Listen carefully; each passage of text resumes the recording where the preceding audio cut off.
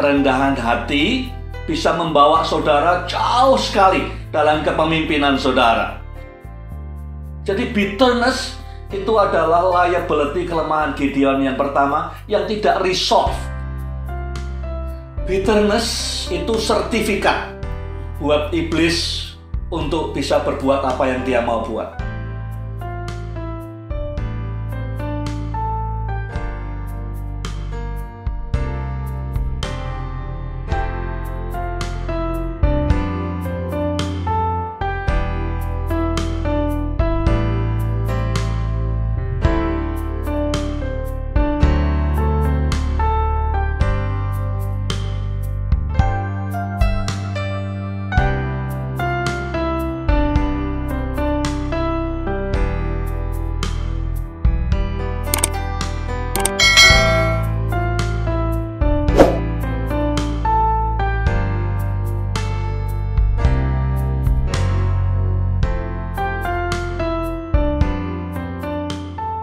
Di Hakim-Hakim pasal 8 ini, the rise and fall of a leader. Kebangkitan dan kejatuhan seorang pemimpin. Kalau saudara lihat di pasal 8 awalnya, itu seperti klimaks puncak kejayaannya Gideon. Ya. Dia bisa memobilisir suku Efraim. Suku Efraim itu punya pasukan terbesar kedua di Israel setelah Yehuda. Bisa digerakkan semua dan bisa ditundukkan hatinya. Ini pemimpin yang kalau kita lihat hanya pasal 8 awalnya akan bagus sekali kesimpulannya. Poin pertama yang saya pelajari tentang humility. Kerendahan hati ya, bisa membawa saudara jauh sekali dalam kepemimpinan saudara. Humility can take you a long way. Bisa membawa saudara jauh sekali. Gideon mengawali perjalanan kepemimpinannya dengan kerendahan hati. Ada beberapa hal yang ingin saya tunjukkan ekspresi kerendahan hatinya. Ya. Yang pertama, dia bisa memobilisir suku-suku Israel yang lain setelah bangsa Median kocar-kacir saling membunuh. Ya. Tapi terlalu banyak untuk diatasi 300 orang. Jadi dia kerahkan suku Manase, suku Zebulon, Naftali untuk turun gunung semua. Dia kirim berita yang mengatakan, "We need you, aku membutuhkanmu." Salah satu ekspresi kerendahan hati dalam kehidupan kita sebagai pemimpin adalah kita mengatakan kepada orang yang kita pimpin, kepada pemimpin yang lain, kepada tim kita, "I need you. I cannot do it alone." Itu ekspresi kerendahan hati. Aku tidak bisa mengerjakan sendiri. Aku butuh kamu, aku butuh kamu, aku butuh kamu, supaya hasilnya maksimal. Jadi kata I need you, aku membutuhkanmu, itu ekspresi kerendahan hati. Pemimpin yang tidak rendah hati, dia merasa dia bisa kerjakan semua sendiri. Ya. Bisa selesaikan semua sendiri. Yang kedua, dia juga berhasil mengajak orang-orang Efraim, yaitu pasukan nomor 2 terbesar di Israel setelah Yehuda. Dan mengatakan waktu orang-orang Efraim berkata, "Kamu nih gimana sih kok enggak ngajak kami sejak awal?" Dia kemudian berkata, "Tuhan sesungguhnya sudah memberkati kamu, sudah memakai kamu." Nah di gereja, di masyarakat banyak kali yang terjadi adalah persaingan. Tuhan pakai gerejaku lebih dari gerejamu. Tuhan pakai pelayanku lebih daripada kamu. Tuhan berkati aku lebih daripada kamu. Berkati perusahaanku lebih daripada perusahaanmu, dan segala macam. Tapi kerendahan hati sebaliknya mengakui, acknowledge. Ya, Gideon mengakui kepada orang Efraim, "Lihat, kamu sudah diberkati Tuhan luar biasa. Dipakai Tuhan luar biasa." Jarang saya ketemu juga, baik itu di pelayanan, di masyarakat, di mana orang mau acknowledge orang-orang pemimpin yang lain, ya, gereja yang lain. Tuhan pakai engkau luar biasa. Tuhan sudah berkati engkau luar biasa. Itu ekspresi kerendahan hati. Ya. Yang ketiga, Gideon bisa handle kritik dengan baik. Caranya sudah tahu kalau handle kritik dengan baik gimana. Satu, dia tidak defensif. Ya, defensif, tidak blame game, tidak nyalahkan orang lain. Ya, Oh, ini salahnya si A, si B. Dan tidak excuses, tidak pakai alasan apa-apa. Dia menerima kritik dengan bijak. Dikritik dengan keras oleh pemimpin Efraim, dia terima dengan bijak. Ya. Orang yang tidak rendah hati tidak bisa terima kritik. Ya. Orang yang masih struggle dengan kerendahan hati, kritik itu jadi kayak segala-galanya, tidak bisa tidur dan segala macam. Yang keempat, dia mampu menundukkan dirinya sendiri, egonya sendiri. Dengan mengakui kepada orang-orang Efraim, kamu berhasil ya mencapai banyak keberhasilan. Siapa aku dibandingkan dengan kalian? Jadi dia mengatakan kepada orang-orang Efraim, kamu sudah sangat berhasil, sangat sukses. Ya, kalau kita tidak ada kerendahan hati, kita berkata kita yang sukses. Ya, mereka sukses sedikit, kita sukses banyak. Tapi Gideon berkata kepada orang Efraim, kamu berhasil mencapai banyak hasil. Apa artinya saya dibanding dengan pencapaian-pencapaianmu? Yang kelima, dia berhasil berkata tidak saat orang Israel ingin menjadikan dia raja dan membangun dinasti dari keturunannya. Jadi pada saat orang nyanjung-nyanjung dia, mau jadikan dia raja, dia bilang, no, that's not my portion, dan itu tidak seharusnya saya ambil. Jadi awalnya Gideon ini berjalan dalam kerendahan hati. Ada 5 ekspresi kerendahan hati yang kita lihat dalam hidupnya Gideon di awal-awal pasal 8. C.S. Lewis pernah berkata, humility is not thinking less of yourself, it is thinking of yourself less. Kerendahan hati itu bukan berarti berpikir bahwa kita kurang dari kita seperti apa adanya, ya. Ya, banyak orang pikir nanti kalau kita ngomong, oh saya nih tidak bisa apa-apa dan saya ini tapi kadang ngomongnya tidak tulus. Kerendahan hati itu artinya kita tidak terlalu mikirkan diri kita terlalu banyak. Lebih banyak mikirkan orang lain, ngomongin orang lain, bukan ngomongin tentang orang lain, tapi memikirkan tentang orang lain lebih penting, mikirkan lebih dalam untuk orang lain, dan memikirkan lebih sering untuk kepentingan orang lain dibanding diri sendiri. Ya, kerendahan hati melihat orang lain lebih penting daripada diri sendiri. Creating life that matters. Hal ketiga, Gideon seorang jenderal yang sukses, jenderal perang yang berhasil. Kita tahu semua itu. Mana ada di historinya Israel 300 orang menghabisi 15.300, memporak-porandakan 135.000 pasukan Median dan Amalek. Tidak ada ceritanya. Dia jenderal perang yang sukses. Ya, itu legasinya dia. Tapi dia gagal dalam bidang kehidupan penting yang lain. Banyak pemimpin saya kenal hidupnya itu terkompartmentalize, ya, dikotak-kotakkan hidupnya. Dia sukses di tempat kerja, gagal di keluarga, atau sukses di pelayanan, gagal di kehidupan pribadi, gagal di tempat kerja, dan segala macam. Ini contoh dari hidupnya Gideon. Dia berhasil sebagai jenderal perang, tidak ada duanya, ya. Tapi sebagai pemimpin, dia gagal. Dia tidak berhasil menyiapkan penerusnya. Begitu dia mati, besoknya semua orang meninggalkan Tuhan. Ya, tidak usah nunggu setahun, berapa tahun. Besoknya, ya, segera setelah dia mati, orang kembali nyembah berhala.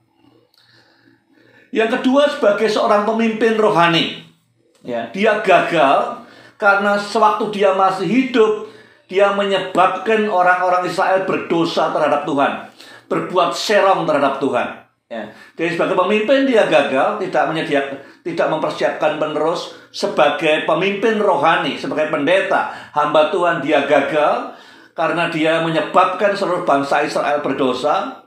Dan yang ketiga, sebagai hamba Allah, dia gagal karena dia mencuri kredit yang harusnya hanya punya Tuhan. Ya mungkin dia sepele, anggapnya cuma ya sekedar emas berapa 20 kilo, ya mungkin tidak terlalu significance. Ya, korupsi dikit tidak apa-apa, ya. Yang keempat, sebagai parent, sebagai orang tua, dia juga gagal untuk anak-anaknya bisa berhasil hidupnya. Dari semua anaknya yang 70 anak laki-laki, Hanya satu yang hidup, yang lain mati, 69. Saya tidak tahu anak perempuannya jadi apa, ya. Tapi kemudian anaknya dari gundiknya kemudian bunuh saudaranya sendiri. Jadi sebagai orang tua dia gagal. Pertanyaan buat saudara dan buat saya, hidup semacam apa yang kita kejar? Ya. Banyak orang saya tahu dia kejar sukses di bisnis, sukses di karir, sukses di pelayanan, tapi hancur di tempat-tempat lain, di keluarga, di kehidupan pribadi, relationship dengan orang, rusak semua. What matters most? Ya, apa yang lebih penting, aspek apa dalam kehidupan kita? Keluarga, ya, sebagai pemimpin, sebagai hamba Tuhan, di mana kita dibanding dengan kesuksesan yang kita kejar?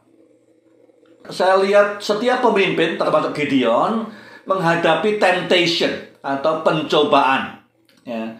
Pada dasarnya semua kita punya 3 pencobaan. Gideon menghadapi 3 pencobaan ini dan dia gagal 3-tiganya. Yang pertama, pencobaan pertama pada umumnya kita sebut the desire to be. Want to be something. Ini issue of power. Keinginan untuk berkuasa, untuk take control. Dia ditanya oleh orang-orang Israel, ya, memerintahlah atas kami, jadilah raja, kemudian anakmu, cucumu jadi raja juga. Gideon berkata, tidak, aku tidak mau jadi raja, anakku juga tidak, hanya Tuhan yang akan memerintah kamu. Tapi kemudian hari pelan-pelan dia mikir enak juga ya. Kemudian waktu anaknya dari gundiknya, selirnya, lahir, diberi nama Abimelek, artinya anak dari seorang raja. Ya, dia waktu awalnya dia tolak, tapi kemudian lama-lama dia merasakan enak juga jadi orang yang kontrol, orang yang punya power. Kemudian dia tergoda dan dia jatuh. Dia anaknya diberi nama anak Abi, ya. My father, Abi itu my father, is a king, Melek. Ayahku adalah seorang raja. Yang kedua, desire to have. Ya, pencobaan kedua yang kita alami semua adalah ingin memiliki lebih. Ya, emas lah, kekayaan, tidak pernah cukup. Ya, tidak salah jadi kaya, tidak salah. Tetapi kalau terus tidak ada puasnya untuk diri sendiri, bukan untuk dibagi ke orang lain, ini jadi masalah. Ya. Dan dia kemudian mengumpulkan emas. Kira-kira kalau dihitung 19,5 kilo kira-kira emas yang dia kumpulkan. Ya mungkin tidak seberapa kalau zaman sekarang. Ya. Setelah perang sekian lama, 19,5 kilo. Tapi terakhir kali kita lihat di Alkitab orang mengumpulkan perhiasan seperti ini adalah Harun. Ya, waktu dia buat patung lembu emas. Ya, kejadiannya sama dan ujungnya juga kemudian sama. Orang Israel menyembah benda-benda ini. Yang ketiga adalah the desire to feel. Isu adalah isu kenikmatan di dunia. Orang sering merasakan apa yang dia tidak miliki. Jadi apa yang terjadi dengan Salomo kejatuhannya, dia tiru dari Gideon. Istrinya banyak sekali, ya, dan itu menjadi jerat. Kata yang dipakai oleh Gideon untuk Gideon sama dengan untuk Salomo, menjadi jerat buat dia. Ya, dia punya istri banyak, anaknya banyak, ada selirnya segala macam.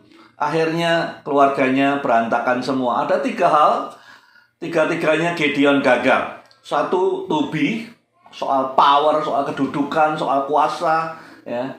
Yang kedua, to have, ingin punya lebih buat diri sendiri. Ya. Yang ketiga, to feel, ya, desire, ingin merasakan apa yang tidak dia punyai. Ya, kemudian dia punya istri banyak dan itu mengawali kejatuhannya.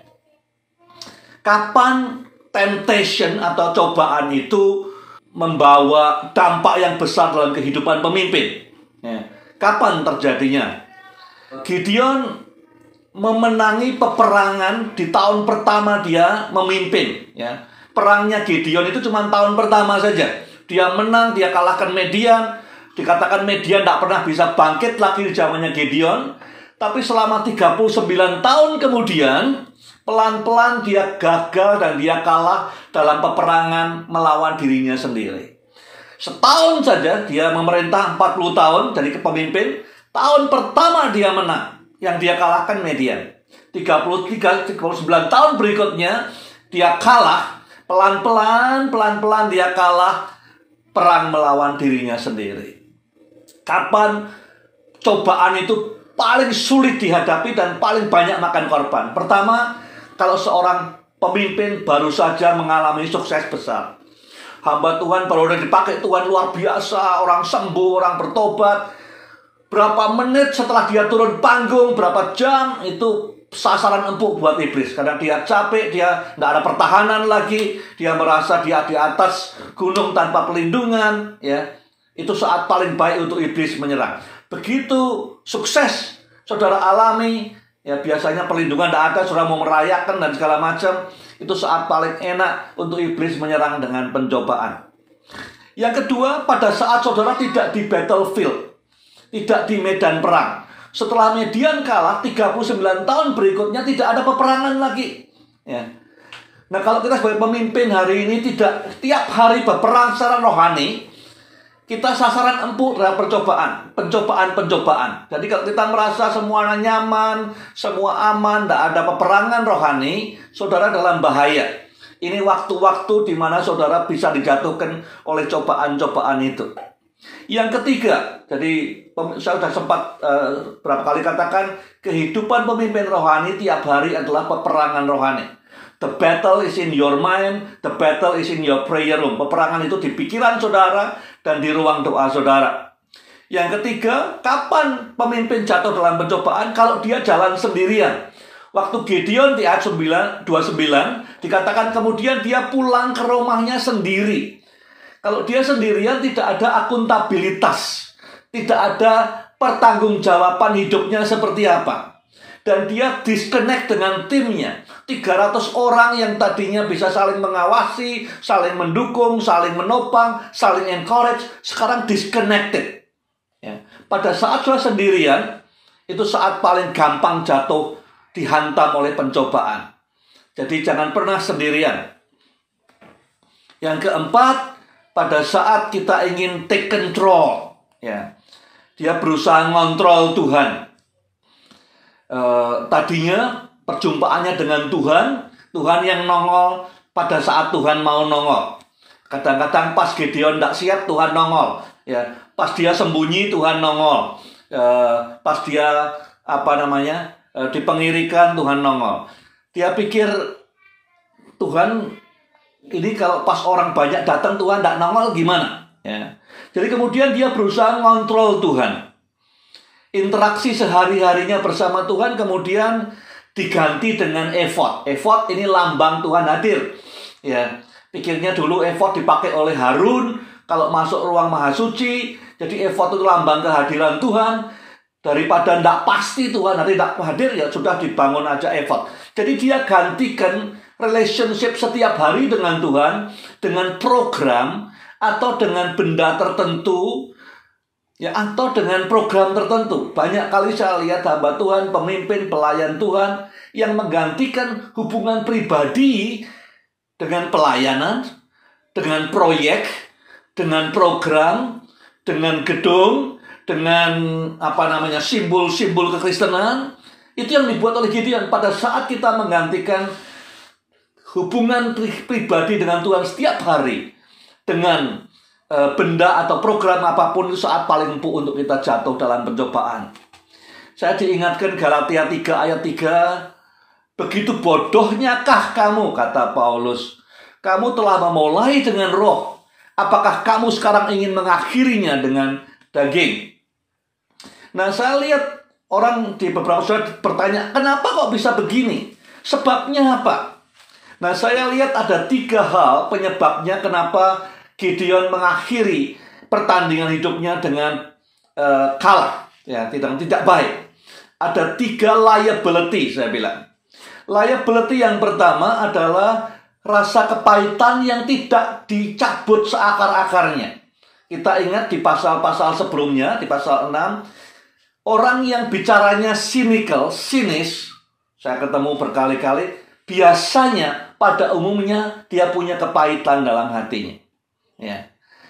Nah, selama kita lihat pasal 6, pasal 7, ini tidak pernah diselesaikan.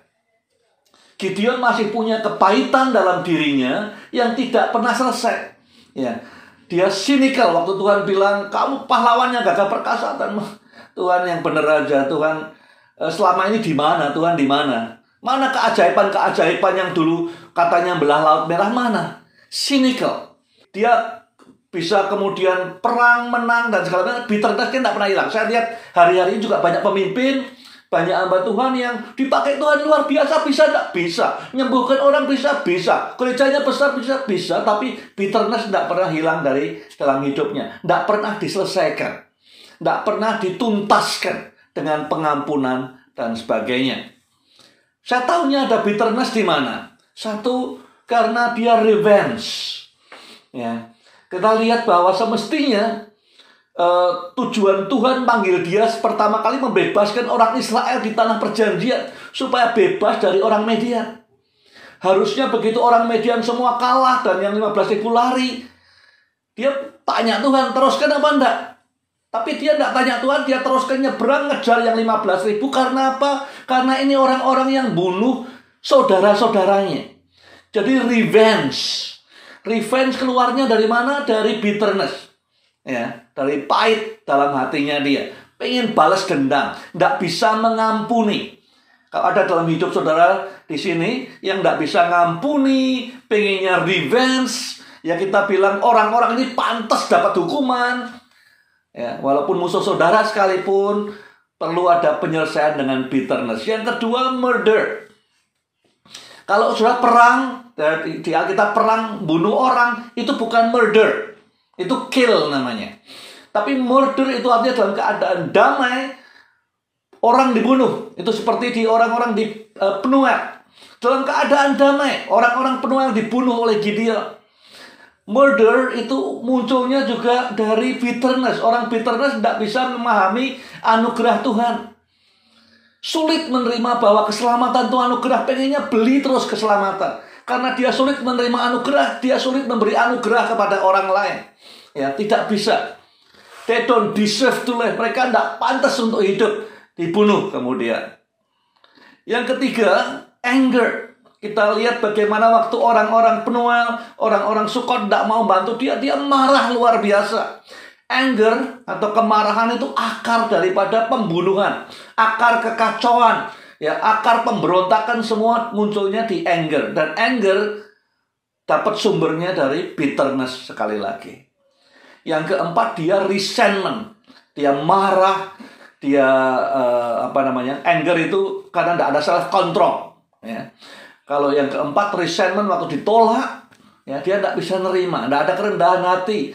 Ya, haknya orang Sukot untuk mempertahankan hidupnya, orang Penuel untuk mempertahankan hidupnya, itu hak mereka. Tapi Gideon tidak bisa terima. Ya, dia tidak mau menerima, dengan kerendahan hati ditolak, kemudian dia hukum mereka dengan sangat severe sekali. Jadi bitterness itu adalah liability, kelemahan Gideon yang pertama, yang tidak resolve.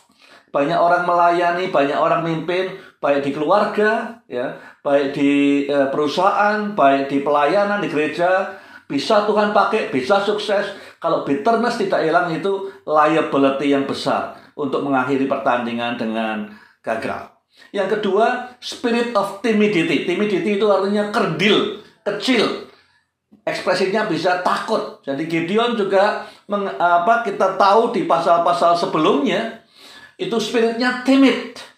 Ya, dia penakut, dan bukan takut saja tapi kerdil, berpikirnya untuk bagaimana menyelamatkan dirinya sendiri. Pemimpin yang berpikir kerdil, dia biasanya kalau mimpin, dia mimpin dengan menciptakan ketakutan, ancaman, pengawasan ketat. Ya. Jadi begitu dia tidak ada, langsung semuanya nyembah berhala. Begitu dia mati, semuanya ninggalkan semua. Sebab keluarganya juga ditinggal semua. Karena dia mimpinnya dengan fear, dengan ancaman, dengan diawasi ketat. Karena apa? Karena dia kerdil cara berpikirnya. Yang kedua, ya, Orang yang pemimpin yang penakut, yang kerdil, tidak pernah bisa empower orang lain, merasa tidak secure. Ya, bahkan sampai akhir hidupnya tidak ada pemimpin lain yang di empower sama dia. Ya. Yang ketiga, pemimpin yang timid tidak mau educate orang-orangnya. Pada saat orang-orang Israel mulai serong menyembah efod, dia tidak mau mendidik mereka untuk menegur mereka, ya. Tapi dia cari amannya. Nanti kalau tak tegur, tidak suka sama saya gimana? Ya, dibiarkan saja. Ini pemimpin yang timid, yang kerdil jiwanya, yang penakut. Yang keempat, pemimpin yang timid, yang penakut, yang kerdil, sulit percaya orang lain. Anaknya si Jether pernah salah sekali dalam pandangannya dia. Sampai akhirnya tidak pernah diberi kesempatan lagi. Sampai kemudian dia mati. Ya. No second chance. Tidak ada kesempatan kedua. Sulit percaya orang lain. Nah, ini yang terjadi dalam kehidupannya Gideon. Yang ketiga, kelemahannya Gideon atau liability yang ketiga adalah egonya. Dia sudah merasakan di spotlight itu enak. Tadinya dia cuma anak paling muda dari Yoas, tidak dikenal oleh tetangganya, oleh masyarakat. Kemudian sekarang jadi dikenal, jadi selebritis. Dia tidak mau kehilangan spotlight itu. Ya, jadi egonya itu kuat sekali bagaimana bertahan di bawah lampu sorot.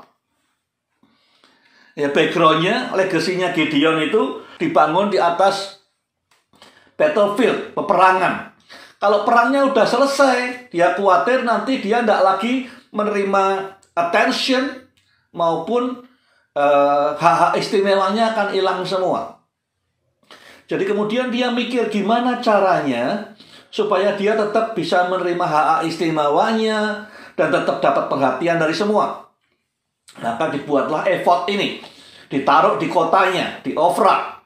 Semua orang Israel datang ke sana. Ya, yang pertama, efod itu apa? Efod itu kumpulan daripada jarahan mereka. Jadi orang Israel kalau lihat efod itu dapat kenangan indah di masa lalu. Jadi Gideon memanjakan orang Israel dengan kenangan-kenangan kemenangan masa lalu. Akibatnya apa? Tidak bisa lihat ke depan. Cuma lihat masa lalu dan have good feeling. Feelingnya enak gitu rasanya. Kedua, efod dalam sejarahnya Israel dipakai oleh imam-imam besar untuk menentukan arah tuntunan Tuhan, kehendak Tuhan, direction daripada Tuhan. Dengan harapan semua orang Israel tentu pengen tahu kehendak Tuhan itu apa. Datang ke Ofra, ya, sehingga tetap rumahnya Gideon jadi pusat, jadi lampu, disoroti oleh lampu kepemimpinan dari semua Israel. Yang ketiga, efod itu lambang divine presence. Waktu Harun masuk ke ruang maha suci, waktu Daud menari di hadapan Tuhan ngawal tabut perjanjian pakai efod. Ya, waktu Samuel mulai melayani di rumah Tuhan pakai efod. Efod lambang hadirat Tuhan, sesuatu yang mulia kalau berhadapan dengan Tuhan. Jadi hadiratnya sih tidak ada, cuman diwakili oleh efodnya itu supaya orang Israel merasa aman, merasa nyaman karena mereka pikir ini lambang kehadiran Tuhan. Jadi setiap kita sebagai pemimpin kita punya ego juga. Itu 3 liability yang menurut saya menyebabkan Gideon tidak bisa mengakhiri dengan baik peperangan hidupnya. Nah, Gideon bukan orang aneh, ya. Apa yang dihadapi Gideon kita hadapi, saya hadapi, saudara hadapi. Ya. Baik itu keajaiban Tuhan waktu diberi kemenangan, dorongan Tuhan waktu diberi encouragement, you are a mighty warrior, maupun tantangan yang kita hadapi, cobaan-cobaan yang dihadapi oleh Gideon tadi. Apakah ada bagian dari pengalaman hidup Gideon di kitab Hakim-Hakim pasal 8 yang juga pernah saudara alami atau gumuli, baik di masa lalu maupun masa kini, ya, baik liability-nya, pergumulan soal cobaannya. Jadi coba apa yang resonate dengan saudara, pengalaman apa yang saudara alami. Tujuannya pertanyaan ini apa? Kalau saudara mengalami, saudara tidak perlu mengakhiri seperti Gideon. Dengan kita berbagi di kelompok, kita tahu, oh iya, saya juga mengalami seperti ini, saya jalan sendirian. Ya, Saya mulai tukarkan hubungan pribadi dengan Tuhan tiap hari dengan program, dengan pelayanan, dengan kesibukan. Atau yang lainnya yang terjadi dengan Gideon. Dengan mengenalinya, membagikannya, kita tidak perlu harus mengalami nasib seperti Gideon di ujung hidupnya.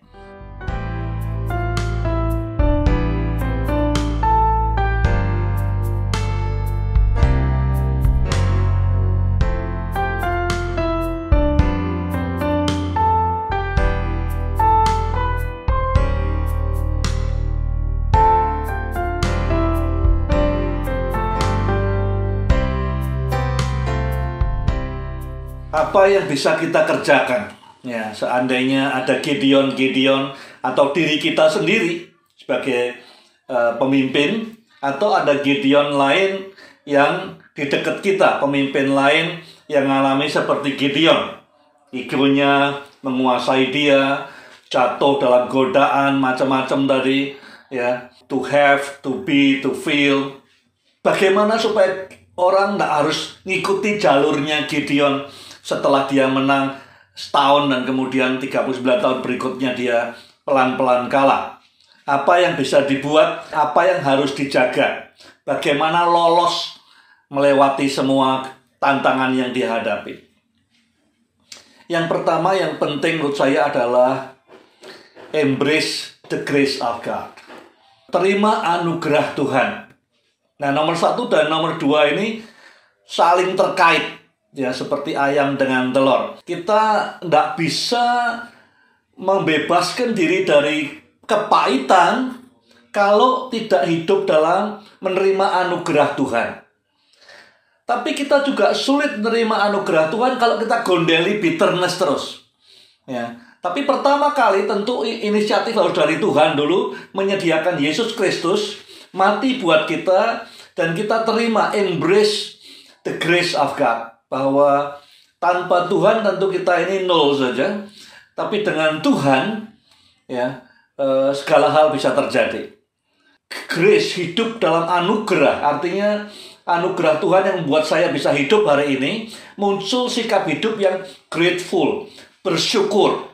Bersyukur bukan hanya kalau terima berkat, tapi hidup ini sendiri adalah anugerah. Ada lagu zaman dulu yang mengatakan bahwa anugerah Tuhan lebih daripada hidup ini sendiri. Dan kalau kita menyadari hidup ini grace, 100% grace, ya, maka yang muncul selain rasa bersyukur adalah humility, rendah hati. Jadi dua hal itu akan muncul kalau kita hidup dalam grace, kita akan berjalan dalam kerendahan hati, dan kita akan hidup dalam pengucapan syukur. Bukan hanya kalau terima berkat, tapi hidup ini sendiri adalah anugerah Tuhan. Yang kedua, ya, jadi orang yang tidak hidup dalam grace ini selalu berusaha dengan kekuatan sendiri, ya, selalu mengandalkan dirinya sendiri, tidak merasa berhutang kepada Tuhan, tidak merasa bersyukur atas hidup ini. Yang kedua, bitterness itu sertifikat buat iblis untuk bisa berbuat apa yang dia mau buat. Kalau bitterness itu tidak ada, maka kita punya immune system yang baik. Tapi kalau bitterness itu masih ada, ya, seringkali banyak orang saya temui bitternessnya masih ada, tapi di dalam sekali kita kubur baik-baik. Tapi sekali dia kena, meledak semua, keluar semua. Ya. Bitterness atau kepahitan, ya, baik itu terhadap siapapun juga. Ada orang bitter terhadap pemimpinnya, terhadap orang tuanya, terhadap siapapun juga. Bitterness itu seperti sertifikat buat iblis untuk legally can do anything dalam hidup kita. Nah, kalau bitterness itu keluar, yang muncul adalah forgiveness, mengampuni. Orang yang masih nyimpen bitterness, dia sulit mengampuni. Orang yang hidup dalam pengampunan, ya, bitternessnya hilang. Jadi kalau kita ngampuni orang yang salah sama kita, sesungguhnya kita berbuat baik buat diri sendiri. Ya. Kalau enggak, maka bitterness-nya akan makin hari makin numpuk dalam kehidupan kita. Yang ketiga, do not walk alone. Ya, dulu tahun-tahun 80-an, 70-an, seringkali ada stiker bunyinya, eagles flies alone. Katanya pemimpin Kristen itu seperti eagle, hanya terbang sendiri-sendiri, tidak berkelompok dan segala macam. Saya rasa itu ilustrasi yang keliru soal leadership. Ya. Jangan pernah berjalan sendiri. Kita semua butuh. Tidak peduli berapa pinternya kita, tidak peduli betapa jujurnya kita, betapa baiknya kita butuh structure of accountability. Nah, banyak orang di kalangan Kristen yang merasa kalau dia itu struktur accountability, dia merasa terhina, harus diawasi dan segala macam. Saya kira itu konsep yang keliru. Semua kita ini masih ada dagingnya. Ya. Kita butuh struktur accountability, yaitu ada sistem yang menolong kita bertanggung jawab apa yang kita buat kepada orang lain. Banyak orang saya ketemu, dia bilang, saya hanya bertanggung jawab pada Tuhan. That's not true. Ya, kita harus punya accountable di dunia ini menolong kita. Ya, dan tim di sekitar kita untuk menolong kita tetap berdiri. Jangan jalan sendirian. Yang keempat, commit untuk relationship mentor dan mentee. Ya, menurut saya ini konsep discipleship dalam Alkitab. Semua kita perlu punya mentor dan semua kita perlu mementori orang lain. Jadi dua-duanya diperlukan. Ya, kita punya mentor dan kita mementori orang lain, dan hubungan mentor ini harus efektif. Tidak cuma bilang, oh mentor saya si A, si B, si C, tapi kita tidak pernah izinkan dia untuk masuk dalam hidup kita, untuk ngawasi kita, untuk mendoakan kita, untuk menegur kita dalam segala hal. Ya, menuntun kita dalam segala hal. Jadi, kalau mau aman dari kejatuhannya Gideon, commit untuk mentor dan mentee relationship. Kita perlu punya mentor yang efektif, bukan cuma namanya sebut, mentor saya Billy Graham. Mentor saya siapa? Tapi kita perlu mentor yang efektif, yang diizinkan untuk masuk dalam kehidupan kita dan menjadi bagian dalam kehidupan kita. Dan kita perlu punya mentee juga, menolong orang lain tidak jatuh dalam kesalahannya Gideon. Dan yang kelima, yang terakhir, jangan pernah replace, gantikan interaksi dengan Tuhan setiap hari, digantikan dengan effort. Effort itu apa? Effort itu bisa aja kesibukan pelayanan, bisa proyek, bisa benda tertentu, ya, air zam-zam atau apapun juga. Jangan gantikan hadirat Tuhan, persekutuan, interaksi yang setiap hari dengan kesibukan pelayanan atau proyek atau benda atau program apapun juga. Jadi ini pesan saya, bagaimana kita terhindar dari trajektorinya Gideon. Ya, saya sekali lagi katakan dari awal, ini mungkin pasal yang cukup sulit ya untuk dicerna, karena bagaimana kita melihat pemimpin yang begitu hebat kemudian jatuh, dan sekarang kita belajar ternyata harusnya kita sudah bisa baca awal-awal apa liability-nya, titik lemahnya di mana. Demikian juga kalau kita mimpin, kita mulai bisa membaca apa yang kita bisa lihat dari awal. Orang yang kita pimpin juga, sehingga kita bisa tolong menghindarkan mereka dari trajektorinya Gideon.